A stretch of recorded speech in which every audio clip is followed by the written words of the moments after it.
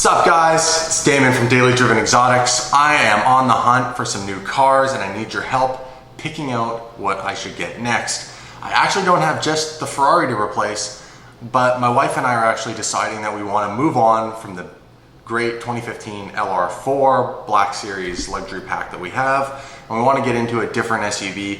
I'm really wanting something more sporty, something that handles better, that goes a little quicker when I want it to go quick, but has still got all the creature comforts and obviously can handle itself in some off-roading situations. So I have an SUV I want to replace. We want to also get a second family vehicle that again is kind of sporty, services the needs that I want, is having something that's nice, luxurious, but also can make sure that it can pack around 3 kids, my wife, and do all the daily errands that we need to do with the family. And last but not least, we need to replace the 458. I need another supercar. So at the end of the day, I have a list of some of the things that I've been looking at here. I've been shopping online a little bit. I was looking at what if we replace the SUV with either a Porsche Cayenne Turbo, of course, either a G-Wagon or maybe a Range Rover. I know there's a whole bunch of brand new SUVs out there. They haven't really proven themselves, nor do I even like the styling on some of them. So that's just me personally. I mean, the Bentley I personally think is ugly as fuck. The Jaguar is not bad, the Maserati is not bad, but I mean, again, they're all so new. I don't know that I'm really sold on any of them. I kind of more traditional, I guess, in that sense, and go with what's been around for a while and has really proven itself. So Range Rover Sport, Range Rover full size, Porsche Cayenne Turbo, maybe a Porsche Cayenne GTS, or the G63 G-Wagon. Those are kind of been the options that I've been thinking about.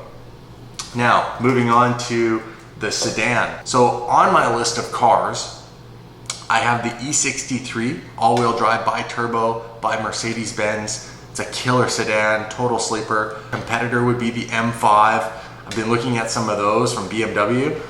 I'm kind of sold on the Tesla, but I still got to go and see if I can find one and test drive one that I would personally actually invest and buy into. Now, supercar topic, pen drop. This is the big one. What do I get to replace the 458 wide body GT? It's a really tough decision. I'm not made of money. I know people send me all these amazing offers, buy a LaFerrari, buy a Koenigsegg. That's just out of my league at the moment. Beautiful cars. Funny thing is too, is some of those cars I've heard from watching other videos and other people who own those cars, some of them aren't very reliable.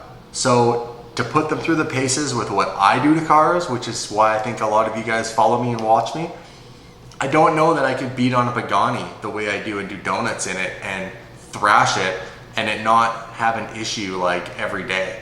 So something like that, even though it's not in my price range, thank God, because I don't think it could really take the abuse. Some of the other cars, of course, like a LaFerrari, I'm sure it could.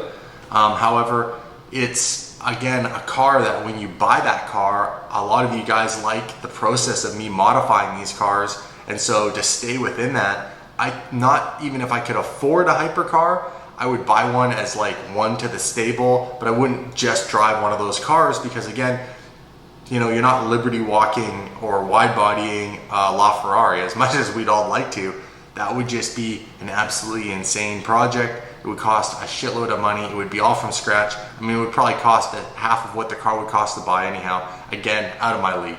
So the cars I've been thinking of, I have some written down here, are your thoughts. Obviously, first and foremost, another 458.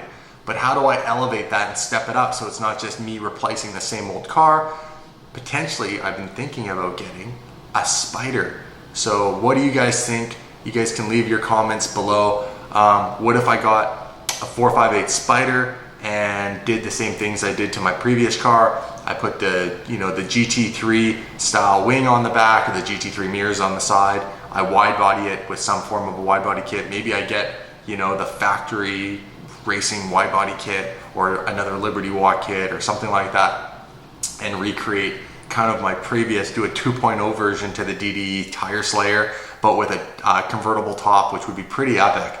because I know that car really well. It's really reliable and it does the job of slaying tires day in, day out. So that's been one of the cars on my mind. The other car is moving into the new R8, or even I've thought about going to an older V10 R8 manual, because gated shifters, I love them. I love driving manual. I kind of miss that over the last few years of driving supercars that are all with these, you know, paddle shifters. So an R8, either manual for an older one, or maybe the brand new R8. I'm seeing the reviews on this car, and the reviews of the new R8 are phenomenal. Like, people are liking it more than the Huracan, which is where we're gonna go next. So moving on, obviously, new R8. What do you guys think? Moving on, next car would be a Huracan. Huracans are hands down one of the most aggressive looking cars. It would totally suit Daily Driven Exotics needs. They're reliable, they sound amazing. The only downside to the Huracan, and I've driven all these cars, is the Huracan, for me, I'm a 6 foot, 225 pound guy. It's a little tighter inside, as all Lamborghinis have been. However, it's a huge improvement over the Gallardo, because I used to own one and that was really, really tight. I used to have to slouch when I did donuts and stuff to wear a helmet in the car. But the Huracan definitely has a lot more room, and I love the styling. And I have some good friends, such as I know the owner, Peter Nam from Vorsteiner. They make a kit for that car that is like second to none, like nothing you've ever seen. Vented carbon fiber louvers, everything's, as far as aero, is designed so it's actually functional, which is a huge thing that I believe in, having functional aero and functional aftermarket parts, because, you know, I'm not just building a car for looks. I want a good balance of updated and a personal style look, but I want things to be functional on a performance level. All right, so those are kind of my choices. I've thought about, you know, could I go older? Could I go, you know, because I do like manual shifting, gated shifters, you know, 360 Modena, and go nuts and just gut it and turn it into a, you know, a Street Fighter race car, you know, with gated shifter, or like a gated shifter 430. Unfortunately, I'm not sure I would start ripping one of those apart, because the price of those cars has just been going up and up and up because of the gated shifter, as I believe the 360 is going to do eventually too. Now, you've probably noticed I haven't said anything about a Porsche supercar. I love Porsches. I have friends that are big Porsche collectors. Their cars are beautiful, their cars are amazing. However, the Porsche styling for me, for what I can afford, because anything sub 918 just doesn't have that super low profile, sleek looking supercar look that, you know, an R8 or a Huracan or a Ferrari 458 does. And it's that low, wide, sleek profile that I'm really going for. If you guys want to send me some comments, tell me what you think. This is kind of the first of a series of videos I'm going to do where we sit here and we kind of go through the cars and together eliminate what would work best to serve Daily Driven Exotics for a supercar, what SUV would have the performance package but also suit the needs of some off-road performance, so I can do some fun videos, you know, off-road, you know, in the snow or in the mud or whatever, while also just ripping a sick whip around for work. And then the sedan. Tell me what you guys think about the Tesla Model S. I think it's a cool car. I think I could play with it. I think I could make it look really cool, put a wicked wrap on it, maybe change the wheels up. It's a great platform for me to kind of start and do something different with. And EV is like the future. EV is a huge thing right now. So make sure you subscribe to my channel if you haven't already. Leave a comment below and let me know what you guys think. I'll talk to you guys soon.